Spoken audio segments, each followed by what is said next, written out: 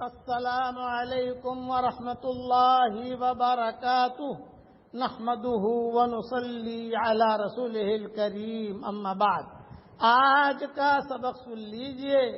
آج کے سبق کی سرخی ہے نماز سے دوستی کیجئے، پارٹ نمبر 27۔ ایک بات ذہن میں رکھنا، جس سے اللہ محبت کرتا ہے اسے ہی سجدہ کرنے کی توفیق دیتا ہے، اور جسے اللہ اجاڑنا چاہتا ہے اور تباہ اور برباد کرنا چاہتا ہے اس کو اپنے قدموں میں سر رکھنے کی توفیق نہیں دیتا۔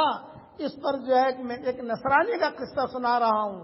ایک نصرانی تھا، اس نے حدیث وغیرہ یاد کی اور کسی جگہ حجاز میں پڑھ کر وہ مولوی بن گیا، بڑا عالم بن گیا، لوگوں میں معروف ہو گیا، اور پھر وہ مسلمان بھی ہو گیا، اور مسلمان ہو کر اتنا بڑا درجہ ملا کہ مسجد نبوی کا امام بن گیا۔ اب مسجد نبوی میں وہ امامت کراتا تھا۔ تو فقہاء اور علماء نے لکھا ہے ایک دن اس کے دل میں شیطان نے یہ بات ڈالی کہ پتہ نہیں اسلام کا مذہب سچ ہے یا نصرانی مذہب سچ ہے۔ تو اس نے فجر کی نماز بیوی سے صحبت کر کے بغیر غسل کیے ہوئے جنابت کی حالت میں فجر کی نماز مسجد نبوی میں پڑھائی، اور یہ سوچ کر پڑھائی کہ اگر اسلام کا مذہب سچ ہوگا تو مجھ پر اللہ کا عذاب ضرور آئے گا۔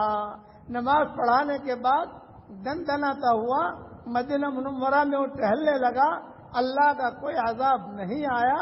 تو اس نے پھر نصرانیت کا مذہب قبول کر لیا، کہا کہ یہ مذہب اسلام کا صحیح نہیں ہے، اگر صحیح ہوتا تو مجھ پر اللہ کا عذاب آتا۔ علماء کو جمع کیا، چونکہ بڑا مولوی تھا، بڑے مولوی اگر تربیت نہیں ہوتی تو ایسے پھنستے بھی ہیں، انہیں پتہ بھی نہیں ہوتا کہاں جا کر پھنس رہا ہوں، اور کہا کہ دیکھو تمہارا مذہب صحیح نہیں ہے، اس لیے کہ میں نے جنابت کی حالت میں نماز پڑھائی، مجھ پر اللہ کا کوئی عذاب نہیں آیا، اب میں نصرانی بن گیا ہوں۔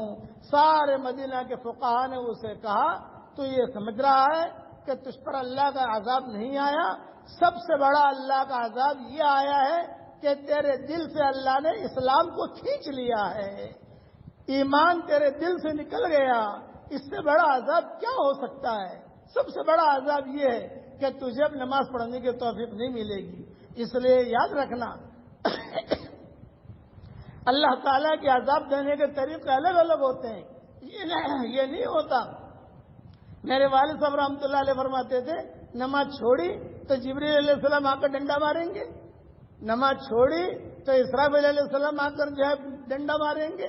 یہ نہیں ہوتا۔ نماز چھوڑی تو اللہ تعالیٰ کی طرف سے کوئی جانور آئے گا جو پریشان کرے گا، یہ نہیں ہوتا، بلکہ یہ ہوتا ہے کہ الگ الگ قسم کی تکلیفوں میں اللہ مبتلا کر دیتا ہے، اور سب سے بڑی تکلیف، سب سے بڑا عذاب مومن اور مومنہ کے لیے یہ ہے کہ اللہ اس سے نماز پڑھنے کی توفیق کو چھین لے۔